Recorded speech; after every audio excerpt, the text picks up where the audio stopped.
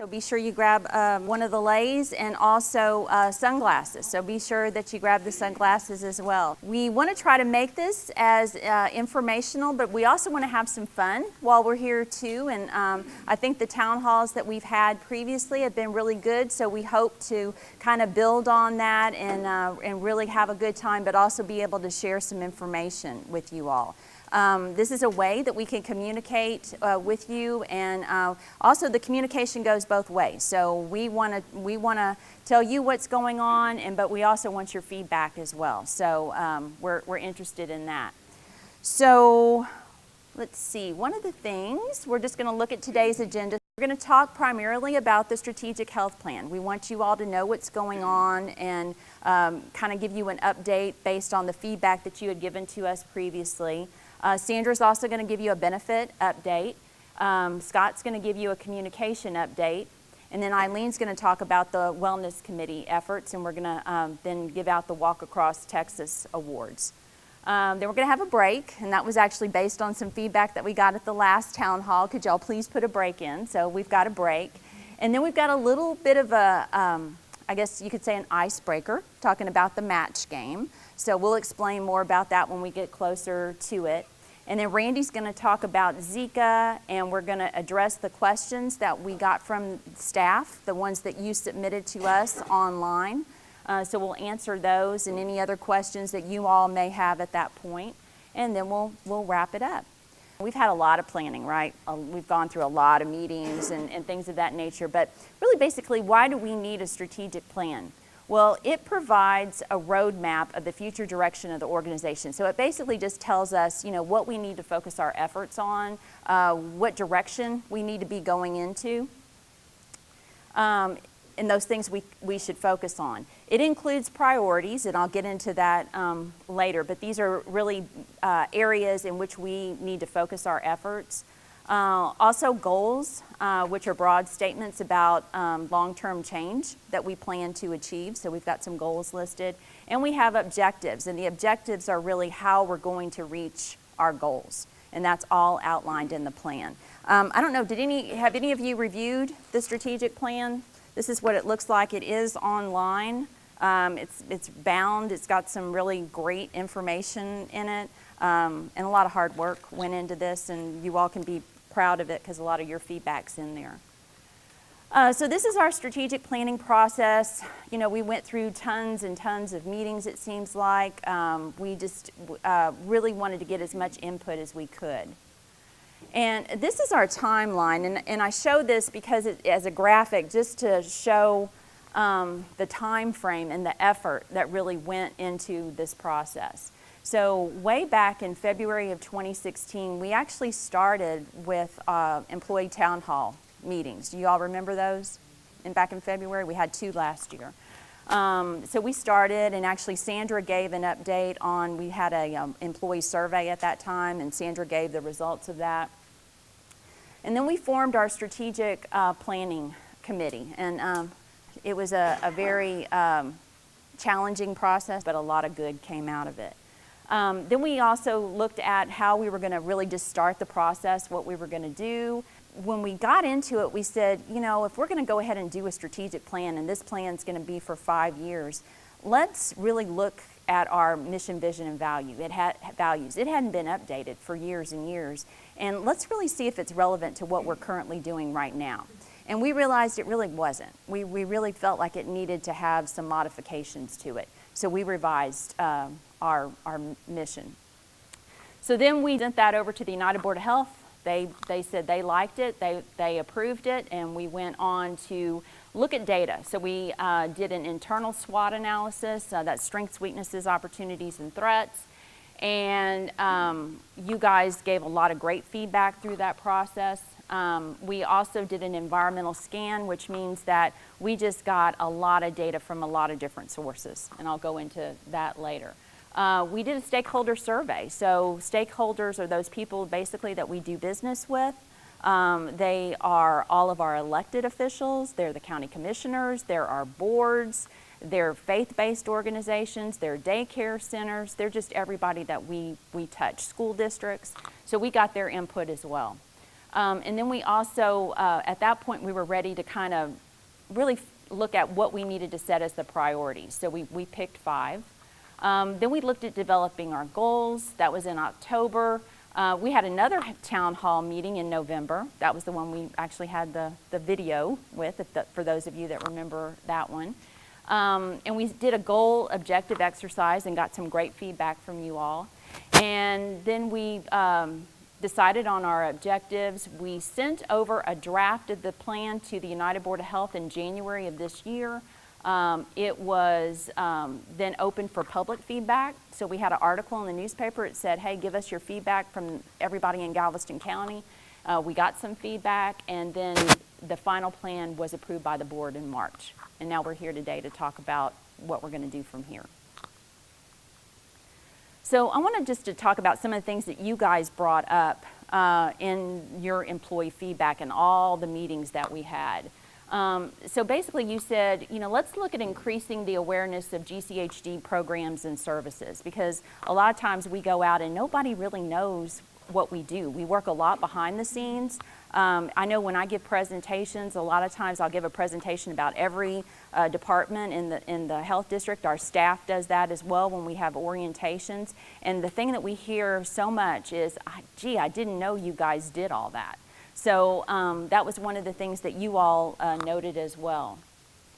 Community outreach and collaborations, it's really important for us to get out there in the community and make the community aware of what we do and and how we're a resource and how we can help. That's one of the things that you noted also. You mentioned employee wellness activities and healthy eating options. And I think we've got a presentation related to an update on wellness activities. And how can we better educate our employees in the jobs that they currently have, and also how can we train them for jobs that are job openings that may come up in the future. Salary and benefit review. This was another thing that was important, and we have this as well in the plan.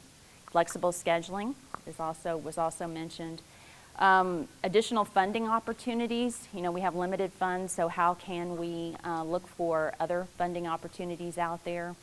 And then really to look at our processes and systems to see how we can increase efficiencies and reduce costs. Also, our equipment and facility upgrades. We do specifically, I know at some of the EMS stations, we have some facility issues, and also some of our equipment in some of our other areas can be updated as well.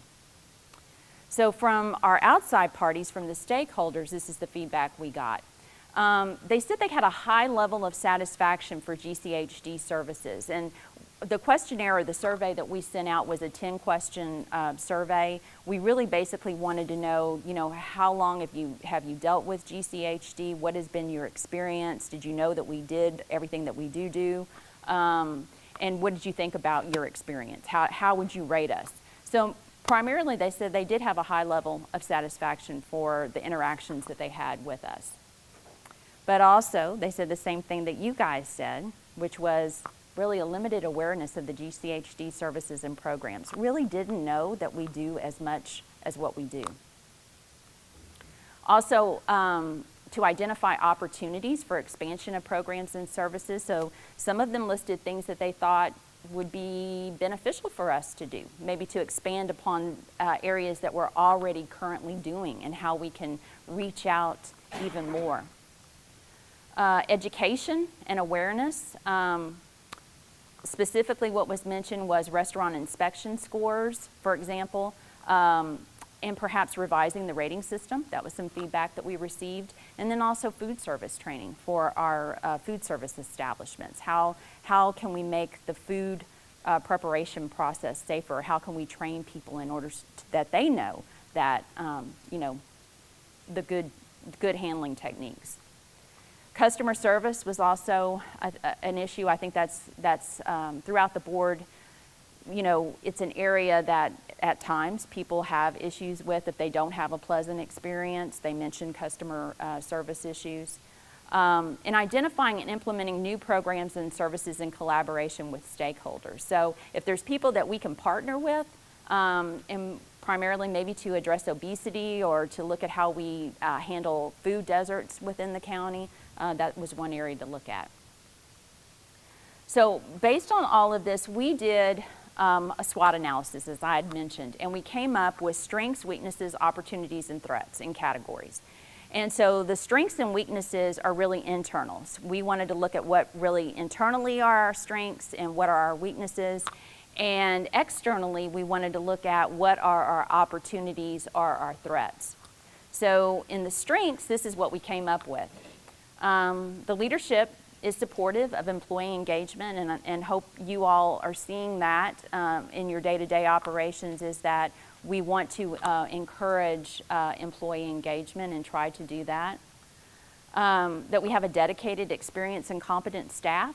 We are very fortunate that we have staff that is that's highly trained and very competent in what they do. And when I'm out in the community, I hear that a lot. Boy, you've got a great staff, and that's a good thing to hear.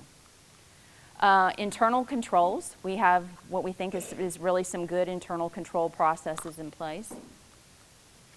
Staff communication, I think we've tried to improve in that area, and I think internally and both externally. We want to let both all of our staff, everybody in the organization, know what's going on, but both externally as well. We're very fortunate that we have 2 hospitals in this vicinity, one being a medical branch, UTMB, so that gives us a lot of opportunities there to partner with them in a lot of things, and also Mainland Medical Center is here on the mainland. We have strong partnerships and relationships with the community, and we have the ability to respond to public health emergencies. So those are all strengths. Those are all great things that we have. Things that are a little weak, we have training and staff development. We know we need to do some work here. Financial constraints, we're not a taxing authority, so we have a limited amount of money available to us. That's always a challenge. I think we manage our funds very well, but it's something that we need to, it is a weakness for us. Underutilization and lack of technology. We have a lot of technology in the district, but sometimes we don't use it to its full potential. And so we do underutilize a lot. It's not because we don't want to use it, it's just we don't know how to use it. So that's one of the areas we want to look at. Organizational development. We really want to look at career pathing. And what does career pathing mean? It means, giving employees an opportunity to move into positions. So if there's a position that's open, how can we groom that employee or make that employee grow in their current position so that they're eligible for other positions that would come available. And then also succession planning. There's going to be a time when I know I'm not going to be here, and there may be some others that aren't here as well, but I want to be sure that whoever comes after me is able to go ahead and keep the organization strong. Lack of knowledge about GCHD services, we've already mentioned that, and our facilities. So our opportunities are collaboration. We definitely think it's in our benefit to collaborate and get out there in the community, try to let people know what we do, why we do it, and why we're such a great organization. Employee engagement. We try, and these town halls are a piece of that. Employee engagement, to try to get your viewpoints, your ideas, get your feedback. We want to know how we're doing. Look for operational efficiencies and ways to improve. We definitely want that as an opportunity. Our communication and engagement, and Scott's going to talk about that a little later. Branding's one area. Explore new funding sources if there's any new funding out there. We want to be sure we go after it. And new initiatives to lead the change in healthcare in our community. And then these are the threats. These are the things that are really not within our control, but we have to be aware of them because they're very real. Emerging diseases. What's a emerging disease that we've got going on right now? Zika, right. Instability of stakeholder support and population growth in our county. Boy, Galveston County's growing, isn't it? It is really growing. So it's affecting everything. That means an increase in the number of people on the streets. That means an increase in the number of restaurants that you guys have to inspect, temporary food permits, events. I mean, there's just something going on here all the time. Every weekend there's something going on. So it does present some challenges for us. We had a new structure just last year with Coastal Health and Wellness. You know, we went from one person who wore 3 hats to now we've got some separation of duties there. And so that was also kind of a challenge for us. And competitive salaries and benefits, we don't want our staff leaving for other opportunities, so we want to be sure we're competitive. So, what's our role? So what's our mission again? You guys need to... Yay! Say it again? All right, that's better, that's better. All right, and vision. And values. All right. And that chart over there, does anybody recognize that chart?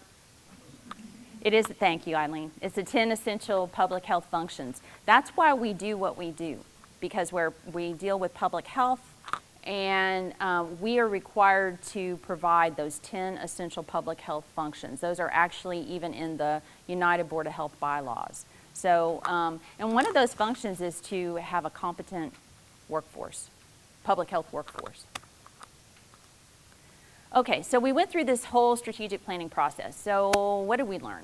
Well, we had a lot of paper, lots of stuff going on.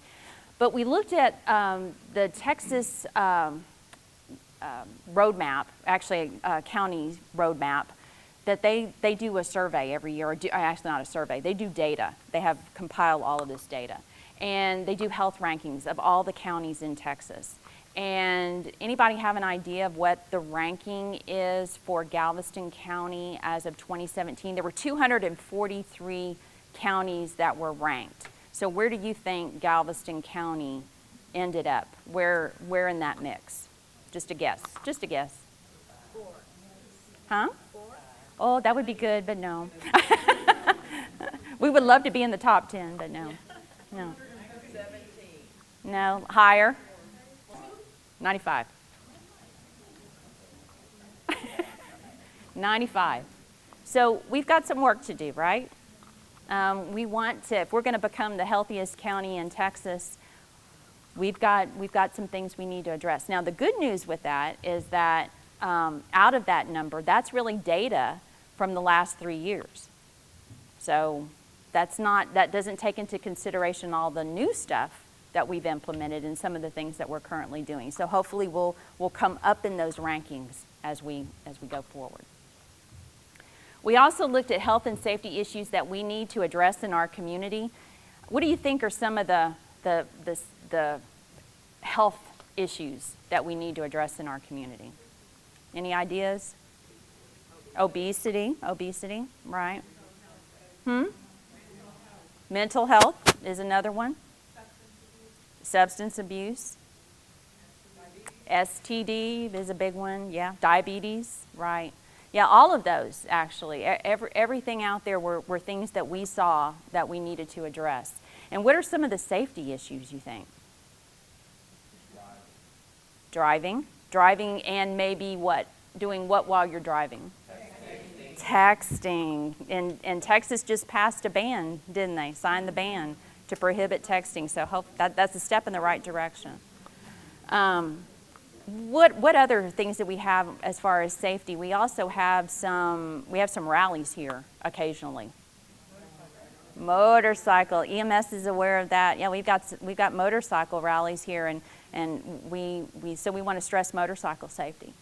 What's another thing that can become a health benefit that has been going on for years and years and years? Utilizes, I'm trying to give a hint without giving it away.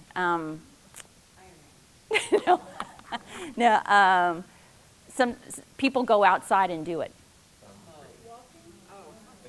No, threat. Nancy got it, smoking.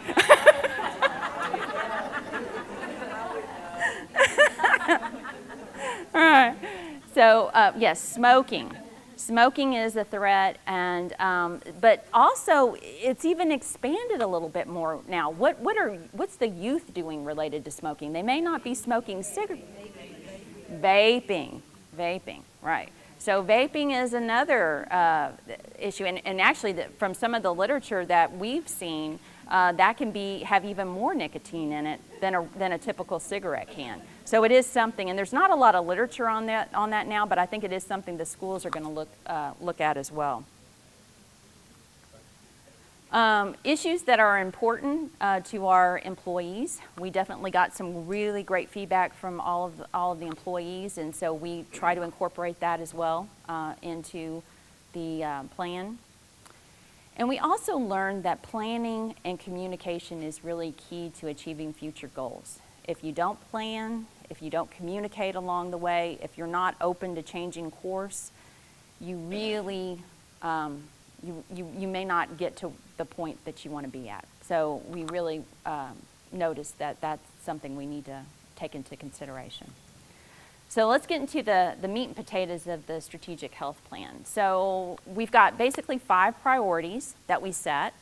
And so this is the number 1 priority, which we made it number 1 because we really felt like it spoke as well to our mission statement, which is really to cultivate a healthier and safer community, because that's why we're all here, right? So in that, we want to promote healthy eating and active living. We talked about obesity, we talked about healthy eating. We're calling it HEAL for short, because we want to be able to promote healthy eating and active living. And we kind of did that a little bit with the, did anybody participate in the It's Time Texas Community Challenge? That was a great event. Texas City actually got the award for 3rd in their class statewide, so we want to try to have more of those activities. We also want to pursue new collaborations. We've talked about that in UTMB. We utilize a lot of public health students here, and that's a good thing. I know whenever we have an opportunity to have students join us, we do, and I think we've heard great feedback. It's a great experience for them. The community safety and potential for injuries and diseases. I know on the Zika front, Randy and his team are doing a great job being sure that we're prepared for Zika in the county. A plan is in place. And all the other things that we talked about as far as safety issues or health issues. STD is another area that, it's the rates have really skyrocketed in the county. And so we want to see how we can better address that. And we also want to engage the community to prevent and reduce chronic diseases through screening and education. And this is actually one area that we have started doing a lot of work in. For one, our community health nurses are doing the glucose screenings. I mean, they go out in the community and do that quite a bit. But also we have the new diabetes management class. Have you all heard of that? I know we've been pushing a lot of information out. It's been very, very successful. Eileen was just giving me an update today that the new class is going to start. But we've heard some great feedback from the people that attended the first class. And thank you, Kelly, for everything that you've done in that area. It's really making a difference. So we want to continue to do those sorts of things and really try to figure out what the community needs. This priority is all about our workforce, okay? How can we develop and sustain a stronger workforce? And this is based on your feedback. We want to establish employee education and training programs, and the plan specifically states how we're going to do that. What's the process for doing that? But we know that employee education is important and training is important. We want to strengthen our well-being and compensation plans. We have plans to do a market-based analysis of salaries. Sandra's going to talk today about benefits. It's challenging, funding's challenging, but we definitely know that this is one area that we want to look at. And we want to promote a work environment of growth and creativity. So we want want everyone to participate. We want you to grow. We want you to feel like, you have a voice. And, I think with this particular goal, we definitely want to foster a group of people who just want to see how we can accomplish our mission. Because basically that's why we're here. That's what we want to do.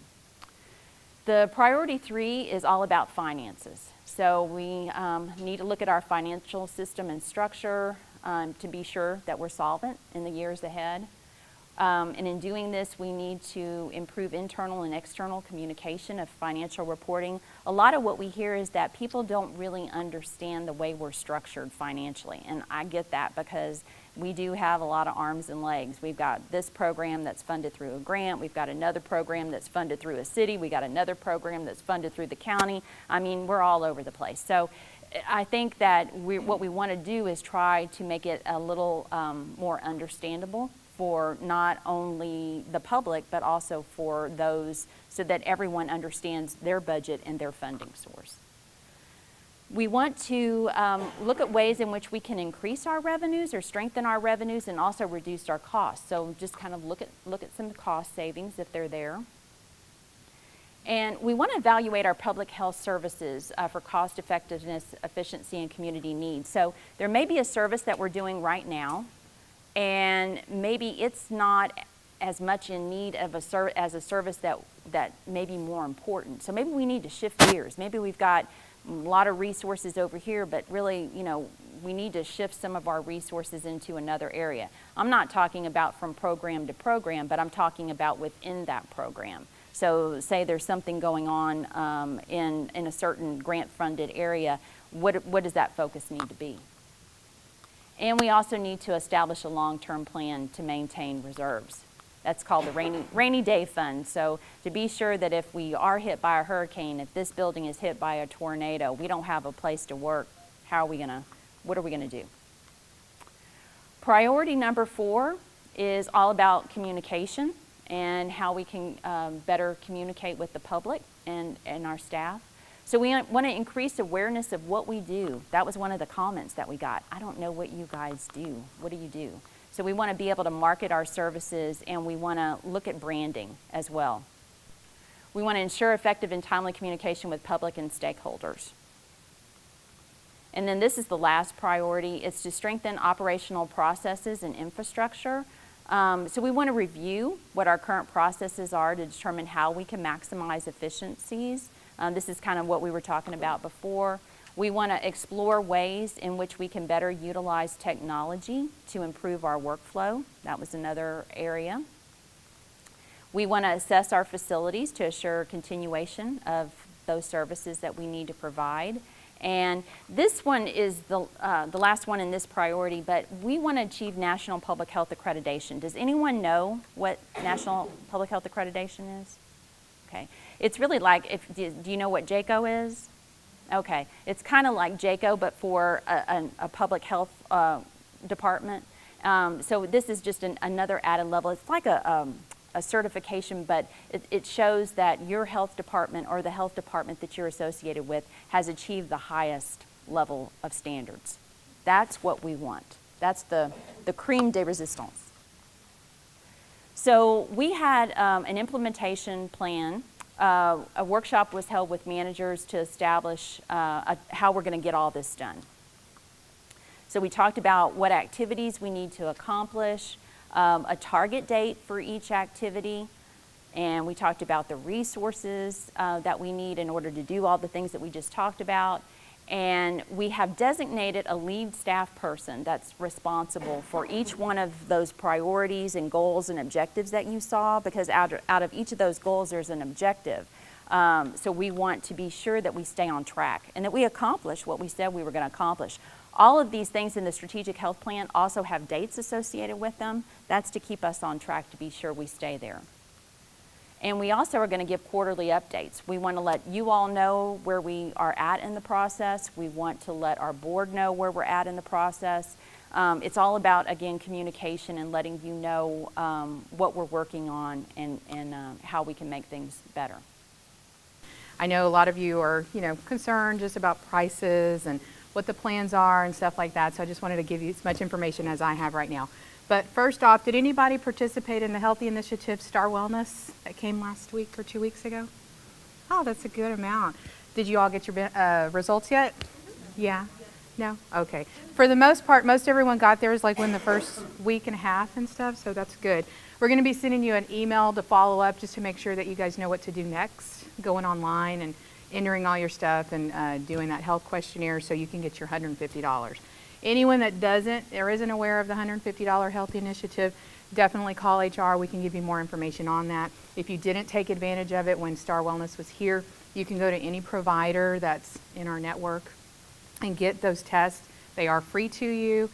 Do the Healthy Initiative questionnaire, and you can get that $150. So again, ask me about it and later, and I can get you that information. The next one is TML. So we did get the new rates for TML for the medical benefits. There is going to be an 8 to 14% increase, just depending on which plan that you choose, whether it's with dependents or with a spouse or something like that. That did increase the health district's portion up 14% that we're going to have to contribute for you guys.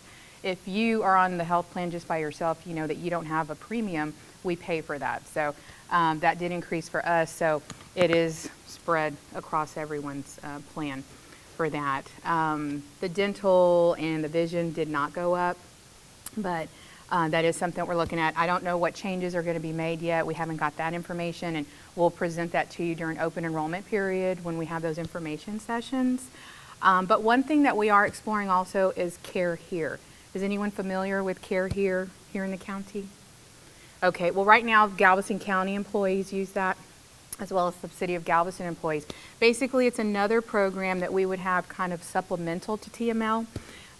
What it is there's they have PAs and doctors in 3 locations in Galveston, League City, and in Lamarck. And if we're a member of that, the employees can go for free when they go to a doctor's visit, and then the prescriptions are free. I'm not sure about the cost yet. We're exploring that. But the feedback from the county employees and city employees is that it's really good. Some of our employees that used to be at the county, they have that and they utilize it now. But basically, if you and your children need to go to the doctor, it's going to be free, and then the prescriptions are going to be free. So a little bit separate than the TML doctors. But again, as we get information, we'll give it to you and let you know what's available. Then open enrollment, it's still going to be happening in August through September. We'll be sending some information out on that, information sessions. We're going to also do some one-on-one sessions, so if you want to meet with HR to make sure that you're getting the best out of what we have to offer, whether it's life insurance, cancer insurance, or medical insurance, you can meet with us one-on-one to make sure that you're getting the best information for your family needs. So any questions on benefits? No? Okay, and like I said, as we get more information, we'll go ahead and give it to you. The next thing is just I wanted to tell you about the board review of the employee leave policy. So you know we're all governed by a board, United Board of Health, and they basically approve and review all of our policies annually. So they are reviewing the employee leave policy right now and just looking at all portions of our leave, from how much do we accrue each period, how much can we carry over each year, things like that. So it's under review. We're doing some comparisons. They formed a subcommittee for that. So we're looking at that, and like I said, it happened in the board meeting this past month. We just wanted to bring it to your attention that it is being reviewed, and there may be changes, there may not be changes. So that's on our radar, and just wanted to make sure you guys were informed. One of the continuing themes with the feedback that we got when we had the employee surveys, when we had the meetings explaining the last town halls, asking for employee input, was something to do with employee wellness. There had not been any sort of organized employee wellness activities, and that was one of the things that we really wanted to focus on. So we started an employee wellness committee back, I think it was in November of 2016. Our goal is to develop, operate, and evaluate a wellness plan while assisting in implementing, monitoring, and evaluating wellness activities for employees, which is a fancy way of saying we want to provide activities that will help people stay healthy, have fun, and just gain some benefits without spending a whole lot of money. stuff that we can do here at work, come up with fun, exciting, and helpful wellness activities for employees. We had sent out an email requesting participation from every area, and we have a pretty good representation. Attendance has fallen off just a little bit, so I'm hoping today by telling you all everything we've been up to, that we can get some more people on the committee and because the more people we have from different areas, the more ideas we get. We have people from Animal Resources who are off-site and EMS who are off-site. So we want input from those areas because there might be things we can do here. For example, the Walk Across Texas activity. You don't have to be here in this building to participate. You can be at the different remote sites. And some of the things that have taken place since we started, back in November, we had Diabetes Awareness Month, and the public health nurses did blood glucose checks on employees who wanted to participate and risk assessments and had fruit-infused water. We did the weight loss challenge back in January. We had 17 participants. With that one, it was a cash prize thing. People paid to join it, and you can see up there the amount. Let me see, I don't know how much the cash prizes were, but they lost 47.8 pounds overall. And we're planning another one of these. It'll be set up a little bit differently, but we're planning to do another weight loss challenge later in the summer. We started with the New Year, New You activities with Zumba and the walking group, and those went well. We did find that after hours activities just don't seem to be real popular. People have responsibilities and things that they have to do after work. So our focus now is going to be more on things that might be available to do during the work day at lunch or on your own, like with Walk Across Texas, people did that outside of work hours, but just to give people ideas and opportunities.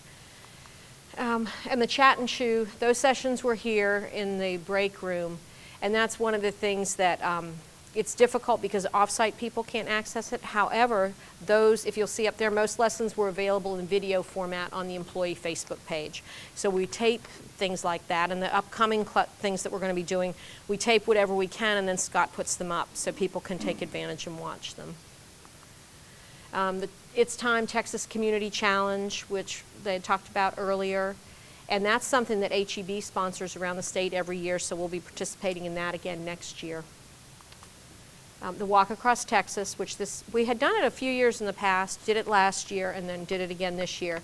Kelly had sent out an email with the winners, and when I'm done here, she's going to present the certificates to the people who are here today.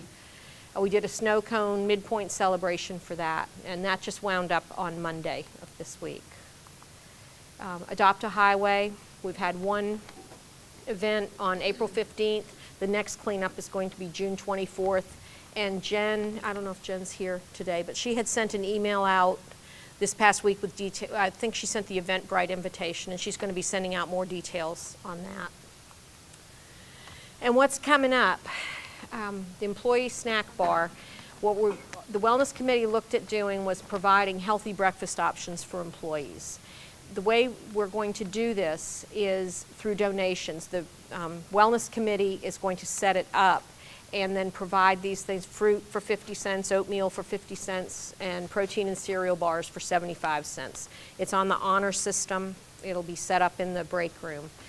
And this is, again, something if an off-site, another, like down in Galveston or at Animal Resource Center, might be an idea you all want to do, even though, like I said, it is located here, but it's an idea for other places too. The next Adopt a Highway cleanup is on June 24th, and more information will be coming out about that. The healthy breakfast options. Later in the summer, particularly during the really hot months, July and August, we had thought about offering a lunchtime fitness activity in the gym here or possibly here in the community room.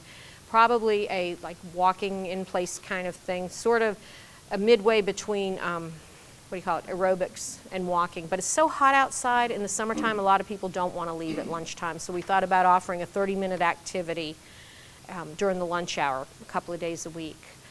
We're going to do another weight loss challenge towards the end, probably in the late summer.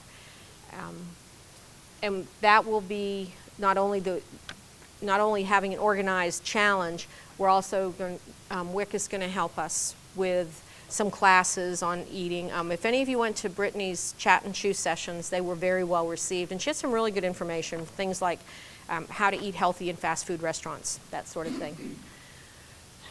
And group activities, Kelly and, well, the public health nurses had sent out a survey several months ago. I think it came out on behalf of the Wellness Committee, asking for interest groups. If people were interested in just different employee activities, what ideas they had, and if people were interested, who might be willing to spearhead that. And we got several responses. There were several that responded about recreational sports teams, and I think the interest is there. I think that's just a matter of somebody stepping up and organizing it. But we did have one group that is starting, and that is the crochet and knitting group. And Marissa, just stand up.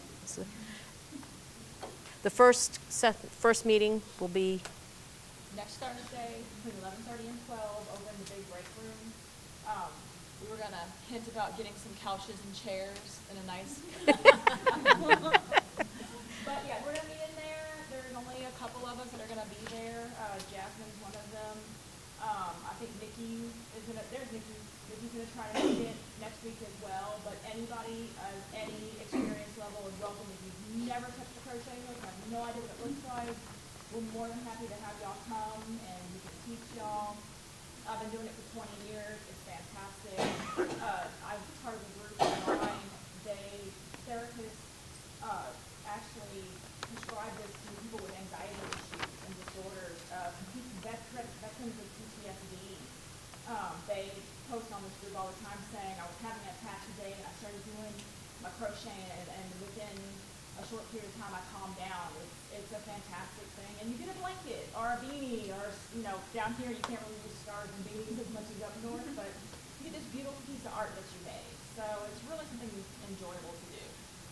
Thanks, Marissa. So if anyone has any ideas, I think we're going to send another survey out on behalf of the Wellness Committee asking, again, if people are interested, because we got one group going out of this survey, so hopefully we can get some more going. And I'm going to have Kelly come up here and present the Walk Across Texas Awards.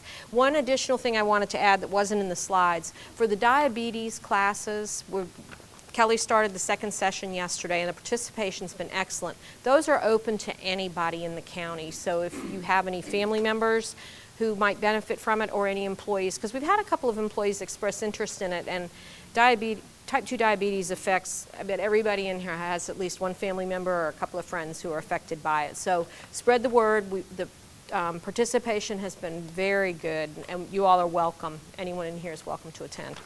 Okay, put this on your, they're recording it.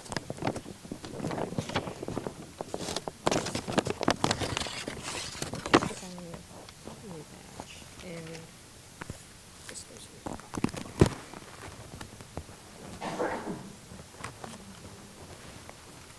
here. Okay, so for the Walk Across Texas, we had 106 people participate.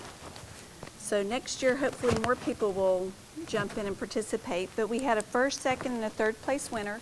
So I'm giving certificates out to the people that are supposed to be here in the group today. So the first place was the Walkaholics. Can you stand up if you were on the group of the Walkaholics? Walkaholics, stand up. Shakita, you want to come get your group's certificate?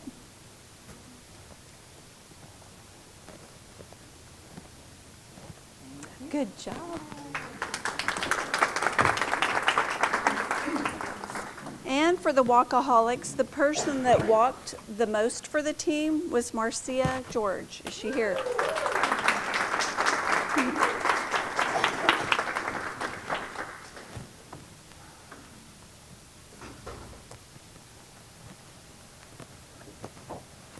There you go. Thank you. Okay, second place was the Holy Guacamoles. Can you stand if you were on that team? Is there any Holy Guacamoles in here?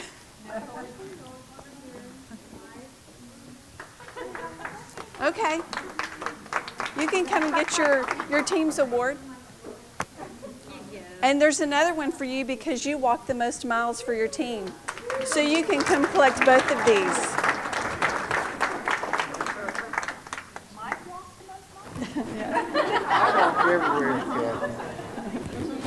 Okay. So then the rest of these are the people that walk the most for their team. The Blister Sisters, Virginia Zavala.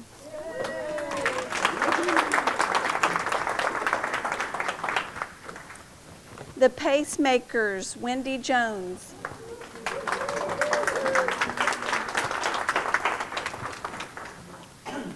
The Texas City WIC, Katina Smith.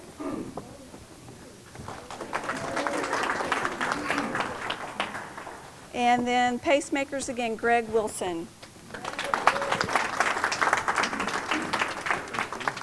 Thanks for everybody for participating. And next year, be sure and everybody join in. So I was just kind of walk through the new website. I'm sure everybody's seen it by now. This is something that we were really proud of to get finished. If you've been here for a little while, especially if you've been here for longer than I have, you remember what our old website looked like. So this is a pretty dramatic upgrade. But I just wanted to kind of show you some of the features here. Obviously here at the top, you see a large rotating image. We change these out every month. So it's Preparedness Month, so we have a link here to some storm preparedness information. It's also Men's Health Month, so we have a link there to some men's health information. And then there's a link there to some beach water safety information, always a hot topic of conversation. And then our Zika page is linked from the front there too. As you scroll down here on the left side are some of our more highly requested pages, so we wanted to put shortcut links to all of these. So birth and death records, career opportunities, restaurant inspection scores, those beach water advisories that we all love, and immunizations. Here we keep these updated. It's a calendar, so upcoming events. You can see that there's a number of events coming up. These are related to the community health services. And actually WIC, I think, is doing the parenting class and the diabetes classes through community health services. And then our latest news are all posted here. So these are all available. Also wanted to show you that we have drop-down menus now. So you can hover over all of these and get drop-downs for different departments. So every department has sub-pages beneath it. You can kind of just take a look at that if you haven't already. I also wanted to point out our news page because there's always a lot of stuff there, and it's right here, news and events. And basically this is a chronological listing of all of our press releases. So you can kind of scroll down here. We have a notice about a public hearing with the animal services policy, at a diabetes presentation, the newsletters, so on and so forth. We really do a lot of news releases nowadays. So those are all listed there. We also have events on the widget here. And all of our newsletters. Hopefully you know we do a monthly newsletter for the public health side called the Pulse of the District. Those are here, the most recent one, and the previous issues are here. So just in case you're not familiar with it, it's always packed full of great information about all of our departments. We try to definitely get everybody in there as frequently as possible. So it's there. And then the extranet. I also wanted to show you the extranet. So there's a couple of ways to get to it. You can either go to our website homepage, which is gchd.org, and go to the bottom here. And there's an employee extranet link at the bottom. Or you can just do gchd.org/employee. Has everybody here been able to get into the extranet? I know there was a few road bumps at the beginning. If you're still having an issue with logging in, just shoot me an email. We'll get that fixed for you real quick. But I just wanted to point out a few things in here. Oh, I told myself I thought I remembered it. I think it's... So you log in. Basically, you'll be redirected to the extranet. And this is just a hidden page within our website, so it's just something that the public can't access because they don't have the logon credentials. So this is the home page. You have a description of what the extranet has, all the features here. You'll notice that we have events here, so timesheet due, payday, timesheet due, Independence Day, those type of things. We also post a lot of employee news events here, and I think this is something that's probably underutilized right now. But you saw the email about the Walk Across Texas winners. They're here. IT alert about the red light that they sent out, and different things along those lines that are important for you guys to know about. So on the left side here are all the sub-pages. So you have a safety and information page here. It has various information related to that. And down here is a reminder about how we notify employees during emergency situations, including weather delays and closures. And then over here on the forms and information page, I also wanted to point out a lot of stuff is available here. So I noticed a lot of folks save forms to their desktop and just use them that way. And that is a little quicker, but occasionally those forms get updated and you end up with the old version on your desktop. So every once in a while, you may want to just check and grab the latest form off of here. I wanted to specifically point out under the communications public information area here, there's the business card request form, our email style guidelines. Please remember those. We're really trying to unify the way that we present information to the public. So we have email guidelines that are in place to make sure that all of our emails look the same or look very similar. The letterheads are here. If you ever need one of the logos, they're here as well. If some reason you need a picture release, they're here. And along the same lines of trying to make things look uniform and really start to give ourselves an identity, the PowerPoint templates are here as well. Again, if you have any issues logging on to the extranet, just shoot me an email. We'll get that fixed. Or if you see something that needs to be added or something that doesn't quite make sense, let me know. We'll get that fixed too. Yeah. Okay, so I'm going to talk a little bit about Zika, but we're going to also do a quiz on Zika, so be thinking. This is what the Zika virus looked like under the microscope here. So what is Zika? Can someone tell me, show of hand, what is Zika? Nobody know what Zika is? No. A disease transferred by mosquitoes. Okay. Anybody else want to take a try?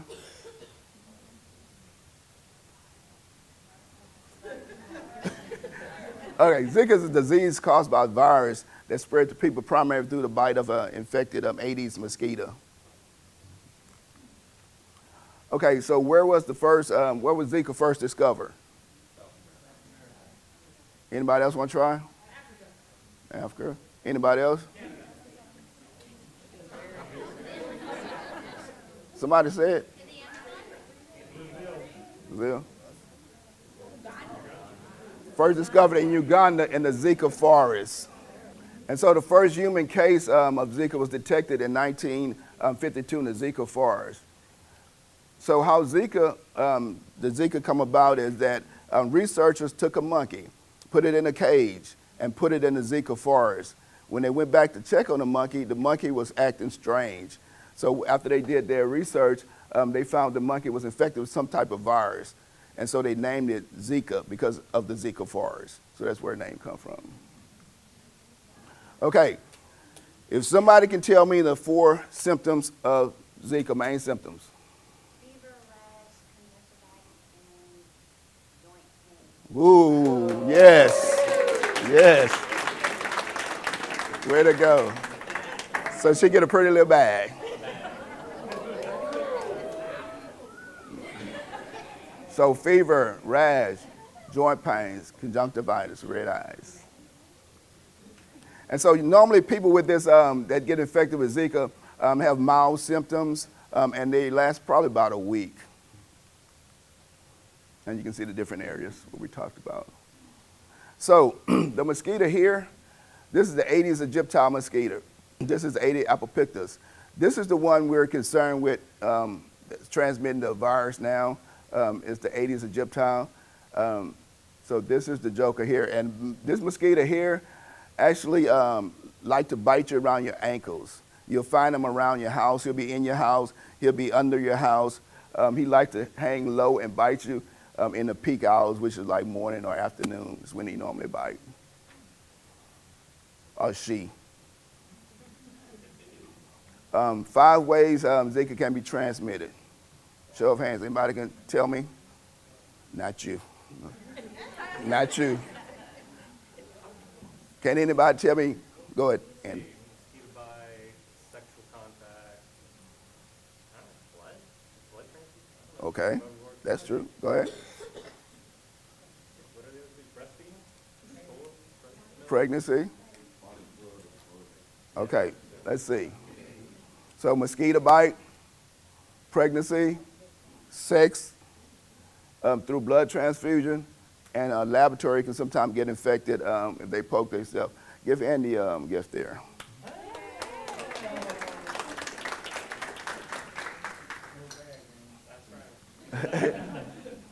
Okay, what are health effects of Zika? What does Zika cause? Why are we fighting this battle against Zika?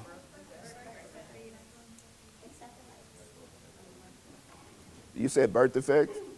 Okay. Particular, what type? Microcephaly. Okay. You get your grocery bag. Okay, so Zika can cause different type of birth defects, eye defect, hearing loss, impaired growth, and also cause microcephaly. It's when the baby head is much smaller than a normal baby head. This next photograph will show you some of the birth defects. So this is one of the reasons why it's so important to prevent people from becoming infected with Zika, pregnant women specifically. This kid here has an eye right here. That's his eye in the center of his head that's sticking out. Of course, you can see the other birth defects here. And this is a baby with microcephaly. So that's why we're fighting, trying to prevent pregnant women from becoming infected with Zika. This is also another baby with microcephaly. What else can Zika cause? What other health condition can Zika cause? Nobody? Somebody said it? Oh,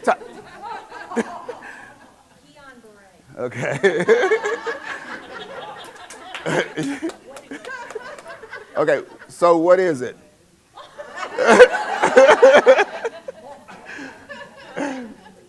Autoimmune disease. Okay. So it's basically when your immune system begins to attack itself, attacks the nerves, and cause all type of problems.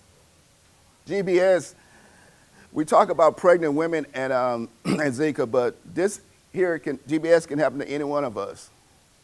So this is why it's also important for us to protect ourselves when we're out in the fields against Zika, against mosquito bites. Okay, this is the million-dollar question. What is the treatment for Zika?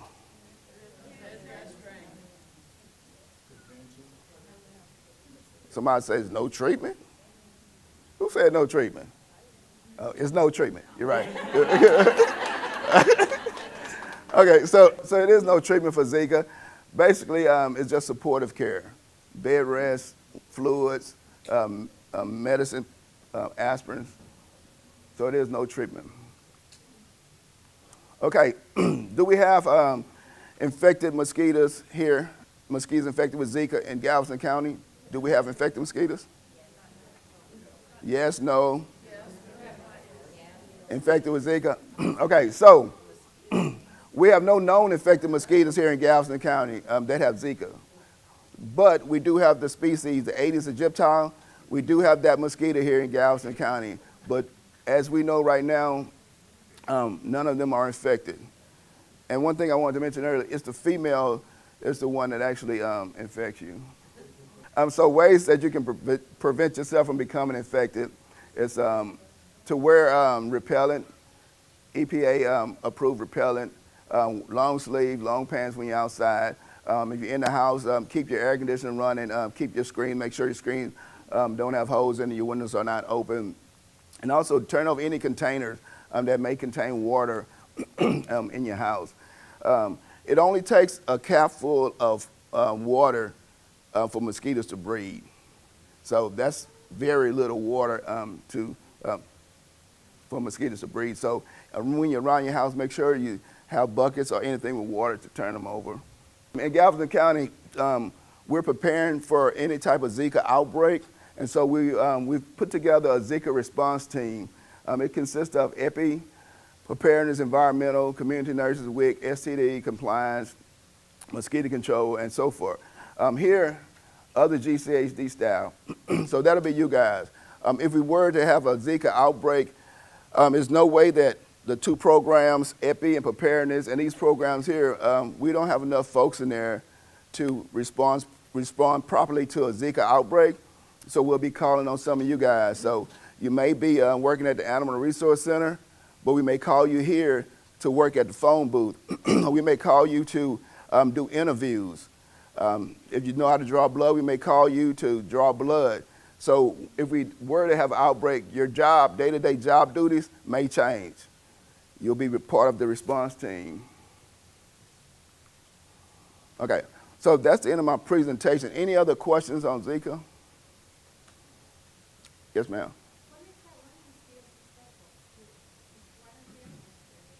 Well, other mosquitoes carry different diseases. You know, the Culex carry the West Nile. This mosquito not only carries Zika, it carries tons of other diseases too. But why, I'm not sure. Any other questions? Can animals, dogs, get Zika? Yes. No. There's no research out that says animals can get Zika. We know that animals can get West Nile, which is another mosquito-borne disease. Before Zika, right now, there's no research that says, Zika can be transmitted to animals or dogs. Okay.